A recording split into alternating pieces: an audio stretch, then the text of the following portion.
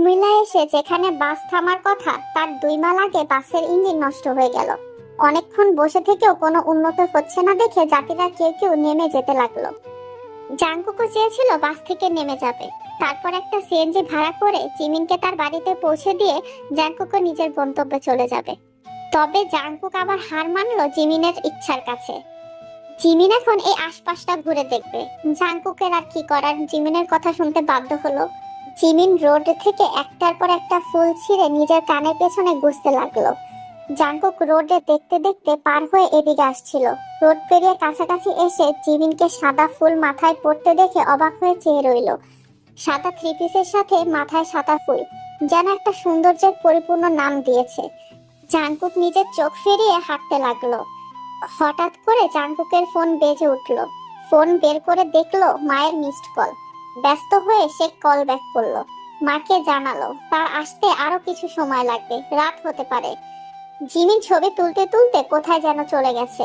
সামনে ওকে না দেখতে পেয়ে জাঙ্কুক চিন্তিত হয়ে বসা থেকে উঠে দাঁড়িয়ে পড়লো। ওর নাম ধরে ডাকতে ডাকতে সামনের জঙ্গলের দিকে ছুটতে লাগলো। অনেকটা পথ ছুটে এসেও জিমিনকে কোথাও পেল না। বুকের ভেতর হাজারটা ভয়ানক সংকেত আড়ি পাচ্ছে। ওর যদি কিছু হয়ে যায়। 2 মিনিটের ব্যবধানে কই গেল মেয়েটা? অন্ধকার নেমে আসছে। জাঙ্কুকের কপাল ঘেমে একাকার। হঠাৎ পেছন থেকে জিমিন লাফ দিয়ে এসে বলল, ভিতর দিন। জাঙ্কুক ভয় পেয়ে কেঁপে উঠল। জিমিন হাসতে হাসতে বলল, কি ভাবলেন আমায় দস্যু ধরে নিয়ে গেল? জাঙ্কুক জিমিনের কান টেনে ধরে বলল, এরকম শয়তানি আর করবেন না বলে দিলাম। জিমিন হাসতে হাসতে নিচে মাটিতে বসে পড়েছে। জাঙ্কুক কপালের ঘাম মুছে এদিক ওদিক তাকিয়ে বুঝলো তারা জঙ্গলের ভেতর চলে এসেছে। জাঙ্কুক আর জিমিন জঙ্গলের পথ ধরেই হাঁটতে লাগলো। সামনে এগোতেই কিছু লোকের সাথে জাঙ্কুকদের দেখা হয়ে গেল। একটা লোককে দেখে জিমিন তো খুশিতে আত্মহারা। জাঙ্কুক বুঝলো এই লোকটা জিমিনের পরিচিত। লোকটার কথাবার্তায় বুঝতে পারলো লোকটা জিমিনকে নিতে এগিয়ে এসেছে। তাই জাঙ্কুক ও জিমিনকে নিশ্চিন্তে ওই লোকটার কাছে দিয়ে বাড়ি ফেরার সিদ্ধান্ত নিল। জাঙ্কুক সোজা হাঁটা ধরলো। আবার একটা জায়গায় এসে দেখলো আশেপাশ অনেক সুন্দর করে সাজানো, হয়তো এখানে কোনো বিয়ে হচ্ছে। জাঙ্কুক সেদিকে এগিয়ে যেতে লাগলো। সবার গায়ে পোশাক দেখে জাঙ্কুক ঢোক গিলে পিছিয়ে যেতে লাগলো। এখানে যারা আছে সবাই দস্যু না তো? কি বিপদ, কোথায় এলো সে? হাতিয়ার দেখে যা বোঝার তা বুঝে গেছে। জাঙ্কুক সেখান থেকে পালাতে চাইলো, কিন্তু বিধি বাম। ছুটতে গিয়ে পাঞ্জাবিটা একটা পেরেকের সাথে আটকে গেছে, কিছুতেই ছাড়াতে পারছে না। তখন একজন বয়স্ক লোক এসে জাঙ্কুককে টেনে নিয়ে গেল বিয়ে দেখার উদ্দেশ্যে। স্টেজ ফুল দিয়ে সাজানো, সেখানে বর বসে রয়েছে। জাঙ্কুক চুপ করে বসে রইল। সকলের মাঝে একজন জোর গলায় বললেন, কনে তৈরি তো? নিয়ে আসো না এদিকে, পর্দা টাঙানো হচ্ছে। এত দেরি করা যাইব না, পুলিশ আসতে কতক্ষণ?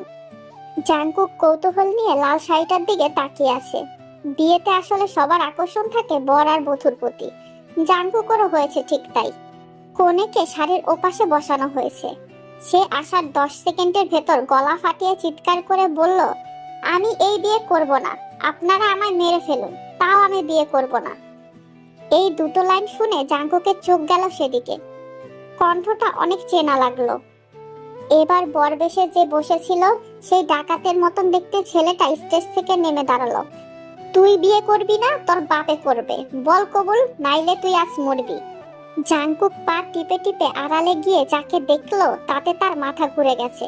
এই যে তে, লাল রঙের সুতি শাড়ি পরা, মাথায় সোনালী রঙের ঘোমটা। জাঙ্কুকের আর বুঝতে বাকি নেই যে ওকে জোর করে বিয়ে দেওয়া হচ্ছে এখানে। আশেপাশে পরিবারের একটা মানুষকেও দেখতে পেল না, তার মানে এটা নিশ্চিত। তে সামনের দিকে তাকাতেই জাঙ্কুককে দেখতে পেল। জাঙ্কুককে দেখে ওর কান্না বন্ধ হয়ে গেল মুহূর্তেই। ওনার তো এখন ঢাকায় থাকার কথা, এই জায়গায় তো তার ভুলেও আসার কথা নয়। তে কাঁপছে ভয়ে, কিন্তু চোখ তার জাঙ্কুকের দিকে এখনো। তেকে জাঙ্কুকের দিকে তাকিয়ে থাকতে দেখলো প্রতিটা মানুষ। সেই ছেলেটা জোর গলায় বলল, পরপুরুষকে এমন করে দেখে কেউ? বেহায়া মাইয়া, চিনিস না কে রে, তোর কিছু হয়? তে কাপা ঠোঁটে জবাব দিল, আমি এনাকে চিনি না। জাঙ্কুকদের মুখের দিকে তাকিয়ে আছে। এমন একটা ছেলের সঙ্গে বিয়ে হলে তে একদিনও বাঁচবে না। জাঙ্কুককে বাঁচাতে তে কবুল বলবে তার আগেই জাঙ্কুক চিৎকার করে বলল, ও আমার স্ত্রী। সবাই চোখ বড় বড় করে জাঙ্কুকের দিকে তাকালো। বর বেশে থাকা ছেলেটা উঠে দাঁড়িয়ে পড়েছে। ওদের প্রধান বলল, কি কইলা তুমি? হ্যাঁ, আমরা বিবাহিত। তে আমার বিয়ে করা বউ। সবাই এবার তের দিকে তাকালো। তে জাঙ্কুককে বাঁচাতে উঠে দাঁড়িয়ে বলল, না, উনি মিথ্যে বলছেন, আমরা বিবাহিত নই। এবার সবাই চিন্তায় পড়ে গেল, কার কথা বিশ্বাস করবে। জাঙ্কুক বলছে ওরা বিবাহিত, আর তে বলছে তারা বিবাহিত না। তাই সবাই মিলে সিদ্ধান্ত নিল ওদের আবার বিয়ে পড়িয়ে দিবে। ওদের এই সিদ্ধান্ত শুনে তে আর জাঙ্কুক দুজনেই অবাক হয়ে গেল। এবার কি হবে? জাঙ্কুকের আর কিছু করার থাকে না, তাই জাঙ্কুকও বিয়ে রাজি হয়ে যায়। জাঙ্কুককে স্টেজে বসানো হলো। পর্দা ছাড়াই বিয়ের সব কার্যাদি শুরু হয়ে গেল। জাঙ্কুকের কবুল বলা শেষে যখন তের বেলা আসলো, তখন সবাই এই বিয়ে থামিয়ে দিল। ওদের প্রধান বলে উঠল, হয়তো সত্যি সত্যি আগে তোমাদের বিয়ে হয়েছে। আমি পরীক্ষা করবার জন্য এমনটা করেছি। বিবাহিতদের জোর করে দ্বিতীয়বার বিয়ে করালে আবার কি হয় না হয় বলতে পারি না। পাপ হতে পারে, আবার মঙ্গলও হতে পারে, কিন্তু আমি সংশয়ে থাকতে চাই না। তার চেয়ে বরং তুমি তোমার বউ নিয়ে চলে যাও এখান থেকে। আমাদের যা বিশ্বাস হবার তা হয়েছে, আর বিশ্বাসের দরকার নেই। তে দম ফেললো, মনে মনে খুশি হলো অনেক, কিন্তু জাঙ্কুকের মুখে কোনো হাসি দেখা গেল না। এক এক করে সবাই চলে যায়। জাঙ্কুক উঠে দাঁড়িয়ে বলল, চলেন। তে ওর পিছু পিছু আস্তে আস্তে বলল, যাক, আল্লাহ বাঁচিয়ে দিয়েছেন। না হয় আর একটুর জন্য আমাদের সত্যি সত্যি বিয়ে হয়ে যেত, বাঁচলাম। জাঙ্কুক তার ব্যাগটা খুঁজে হাতে নিয়ে বলল, এই জায়গা চেনেন আপনি? না, এটা তো আমাদের গ্রাম না। জাঙ্কুক কিছু বলল না, তেকে সাথে নিয়ে চলল। তে বলল, সে কাল ভারত চলে যাবে। তে আবার বলল, ভেবেছিলাম জোর করে আমাদের বিয়েটা দিয়ে দিবে। আপনি বাধ্য হবেন একটা সম্পর্কে জুড়তে, এখন সেটা হলো না। জানেন, আমি অনেক খুশি। আচ্ছা, আপনি কিছু বলছেন না কেন? আমি যে তখন মিথ্যে বললাম সে কারণে রেগে আছেন? জাঙ্কুক তাও চুপ। হাঁটতে হাঁটতে অবশেষে তারা মেইন রোডের সন্ধান পেল। একটা সিএনজি থামিয়ে উঠলো দুজন সেটাতে। তে বলল, আমার বাড়ি যাবেন না? বাবা মা নিশ্চয়ই অনেক চিন্তা করছে। জাঙ্কুক যেন মুখে তালা মেরেছে, একটা শব্দও সে উচ্চারণ করতেছে না। পুরোটা সময়ে জাঙ্কুক তেকে একটা মাত্র প্রশ্ন করেছিল, আর সেটা হলো, আসলেই আমাদের বিয়ে হয়নি তখন? জবাবে তে শুধু তাকিয়েছিল। 2 ঘন্টা লাগলো জাঙ্কুকদের বাড়িতে আসতে। ওর ফোন অফ হয়ে গেছিল, ব্যাটারি ডাউনে। মা বাবা কতবার যে ফোন দিয়েছিল। বাড়িতে ঢোকার সময় বাইরে বাবাকে চেয়ারে বসে থাকতে দেখলো সে। নামজুন ওকে দেখে মুখটা ফুলিয়ে বললেন, এত সময় লাগে? আমাদের চিন্তা হয় না? ফোন অফ করে রেখেছিলে কেন? তিনি আরো কিছু বলতে চাইলেন, কিন্তু ওর পেছনে তেকে দেখে তার কথা বন্ধ হয়ে গেল। সবাই অবাক হয়ে গেছে তেকে এখানে দেখে। বেশি অবাক হলেন বিয়ে সাজে দেখে। জাঙ্কুক নিজের ব্যাগটা তের হাত থেকে নিয়ে ঘরে যেতে যেতে বলল, বিয়ের বন্দোবস্ত করো, আমি ওকে বিয়ে করব এখন। মানে? কি বলে গেল ও? নামজুন জাঙ্কুকের কথার কোনো মানে বুঝতে পারলেন না। ওসব বাদ দিয়ে তের দিকে ফিরে বললেন, কি গো মা, তুমি এখানে এই বেশে? আমার তো কিছু ঠিক লাগছে না। তে জাঙ্কুকের শেষে বলা কথাটা শুনে ঝটকা খেয়ে চুপ করে আছে। জিন পিছু হটে জাঙ্কুকের কাছে গেলেন। সে ফোনে চার্জ দিয়ে টেবিলের সামনে চেয়ার টেনে বসে পানি খাচ্ছে শুধু। জিন কাছে এসে বললেন, কি রে, কিছু তো বলবি, আমরা তো কিছুই বুঝতেছি না। তের বাবা মাকে আসতে বলো, বললাম না বিয়ের আয়োজন করতে। নামজুন ভেতরে এসে বললেন, বিয়ের আয়োজন মানে? তোর শরীর ঠিক আছে তো? এসব কি বলছিস? আমাদের খোলাসা করে কিছু না বলেই শুধু বিয়ে বিয়ে করছিস। বিয়ে তো আর পালিয়ে যাচ্ছে না। জাঙ্কুক তের দিকে তাকালো। তে তো ওর দিকেই তাকিয়ে আছে, এখনো ঘরে ঢোকেনি। জাঙ্কুক গ্লাস রেখে বলল, হ্যাঁ, বিয়ে পালিয়ে যাচ্ছে। কাল ঈদ, আমি আজই বিয়ে করব। বন্দোবস্ত করো। কাহিনী শুনতে 5 মিনিটও লাগবে না। নামজুন জাঙ্কুকের এমন বদলে যাওয়া দেখে যতটা না অবাক হলেন, তার থেকেও বেশি খুশি হলেন তেকে বিয়ে করছে এই ব্যাপারটা ভেবে।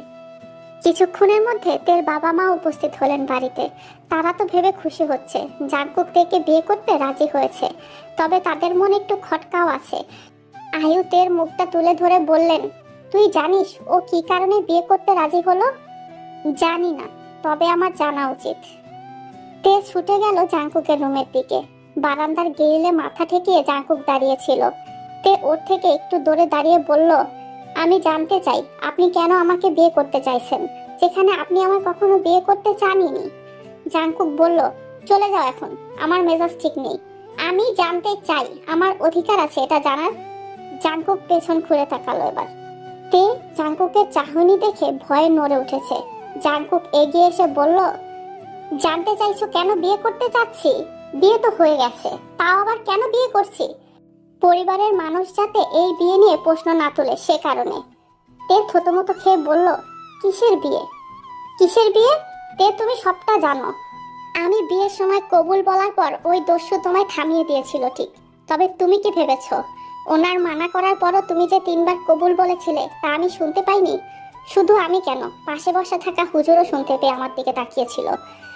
জাংকুক আর একটু এগিয়ে গিয়ে তেকে জাপটে ধরে বলল, কেন তে, কেন তুমি কবুল বললে তখন? কেন তুমি এমনটা করলে? তের চোখের পানি দেখে ওর হাতটা মুহূর্তেই ছেড়ে দেয় জাংকুক। রেগে আবার বারান্দায় গিরিলে মাথা ঠেকিয়ে দাঁড়ালো। তে কান্না থামিয়ে বলল, আমি আপনার স্ত্রী হয়ে ভারতে চিরদিনের জন্য চলে যেতে চেয়েছিলাম। আমি কখনো আপনার কাছে স্ত্রীর অধিকার চাইতে আসতাম না। শুধু এই ভেবে বাকি জীবন পার করতাম যে আমার বিয়েটা হয়ে গেছে, আমি বিবাহিতা। বিয়ে কোনো ছেলে খেলা নয়। যাও তুমি রুম থেকে, আমাকে একা থাকতে দাও। তে রুম থেকে বেরিয়ে গেল। ভেবেছিল বিয়েতে কবুল বলার কথা হয়তো সে ছাড়া দ্বিতীয় কেউ জানে না, অথচ যার জানলে আগুন বাঁধবে সে জেনে বসে আছে। সেই রাতেই হুজুরের সাহায্যে জাংকুক আর তের আবার বিয়ে পড়ানো হলো। তে ভয়ে চীনের রুম থেকে নড়ছে না।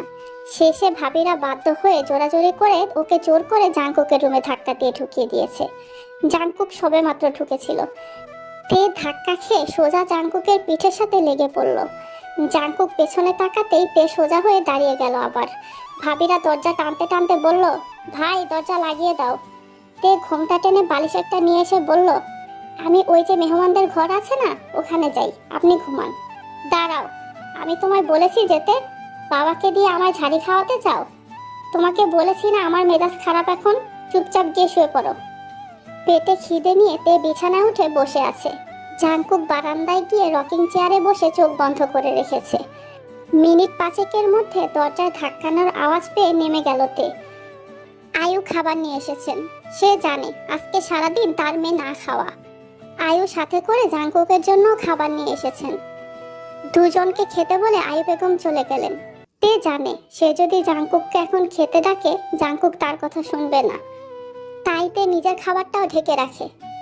বিছানায় ফিরে যাবার আগে জাংকুকের ফোন জ্বলতে দেখে কাছে গিয়ে দেখলো তে। জিমিনের কল, নাম পড়তে পারলো না। জাংকুকের দিকে ফোনটা বাড়িয়ে ধরে বলল, আপনার ফোন। জাংকুক ফোনের দিকে তাকিয়ে জিমিনের নাম দেখে ফোন আর নিল না, বলল টেবিলে রেখে দিতে। তে চুপচাপ আগের জায়গায় ফোন রেখে এসে বসলো বিছানায়, কিন্তু জিমিন বারবার কল করে যাচ্ছে। জাংকুক আবারও চোখ বন্ধ করে চুপ হয়ে গেল। পরপর ফোন বেজেই যাচ্ছে। শেষবার বাধ্য হয়ে আবার ফোনটা নিয়ে উকি দিয়ে বলল, আপনার ফোন বাজছে এখনো, কি করব? জাংকুক রেগে গিয়ে বলল, ভেঙে ফেল এখনই। কথা বলার পর বারান্দার দরজা থেকে তে সরে যাওয়ার 5 সেকেন্ড পর ঠুস করে আওয়াজ পেল জাংকুক। আশ্চর্য হয়ে রুমে ছুটে এসে দেখলো তে সত্যি সত্যি ফোন ভেঙেছে। এখন জাংকুকের দিকে চোরের মতন তাকিয়ে আছে। জাংকুক হাসবে নাকি কাঁদবে কিছুই বুঝতেছে না। তে আমতা আমতা করে বলল, আপনি যেটা বলেছেন সেটাই করলাম। কিছু না বলে জাংকুক নিচ থেকে ফোনের অংশগুলো গুছিয়ে নিয়ে বিছানায় গোল হয়ে বসে জোড়া লাগানোর চেষ্টা করছে এখন। তে একটু এগিয়ে এসে বলল, আপনি বলেছেন তাই করেছি।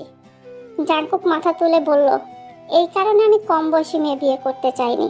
সাধারণ জ্ঞানবোধ তোমার নেই যে। রেগে কথা বলা আর সিরিয়াসলি কথা বলা আকাশ পাতাল তফাৎ। আমি যে ছোট সেটা বুঝি আপনি আজ জানলেন? খুব জানেন আমি রেগে কথা বলা সত্যি কথা বলার তফাৎ জানি না, তাহলে এখন বললেন কেন? আমি না ছোট? তের কথায় জাংকুকের কথাই বন্ধ হয়ে গেল।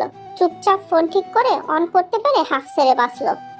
জাংকুক দেখলো সে খায়নি বলে তেও খায়নি, তাই আশ্চর্য হয়ে প্রশ্ন করলো, তুমি খাওনি কেন? তোমাকে এটা কে শিখিয়েছে? বর না খেলে বউয়ের খেতে হয় না? আমি খাইনি বলে তুমি আবার খাবার ঢেকে রেখেছো কেন? তে কোনো কথা না বলে রুম থেকে বেরিয়ে গেল। জাংকুক আশ্চর্য হয়ে গেল। খাইনি কেন তা বলেছি তাতেই ঘর থেকে বের হয়ে চলে গেল, আশ্চর্য। 2 মিনিট পর তে আবার আসলো। জাংকুক ওর আসার অপেক্ষা করছিল। ওকে দেখে বলল, কি বিচার দিছ আমার নামে? আমি ওষুধ খেয়েছি, বমি আসছিল।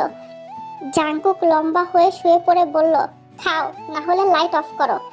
খাবার নিয়ে এত পেঁচাল আর পারবে না। তে লাইটটা সঙ্গে সঙ্গে অফ করে দিয়েছে। অন্ধকারে চুপি চুপি আগের চেয়ারে গিয়ে বসলো সে।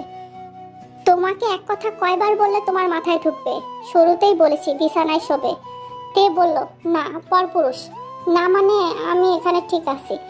পরপুরুষ? 2বার বিয়ে করে পরপুরুষ? তুমি এমন করে আমার মুড ঠিক করার চেষ্টা করছো? তবে তুমি কি জানো না আমার মন খারাপের কারণ কে? আমি, তাই তো আমি। চুপচাপ কোনো কথা না বলে শুয়ে পড়ো। আমি নিজের মন নিজেই ঠিক করি, শুধু শুধু আমার মন আরো খারাপ করবে না। তে খাটের উল্টো পাশ দিয়ে এসে জাংকুকের পাশে শুয়ে পড়ল। বুকের ভেতর কেমন কেমন করছে। জাংকুক আছে মহা টেনশনে। সে জিমিনের ফোন ধরে কি জবাব দিবে? মেয়েটাকে যদি তার বিয়ের কথা জানায় তাহলে তো কান্নাকাটি করবে। এইদিকে জিমিন ফোন দিতে দিতে পাগল করে ফেলছে।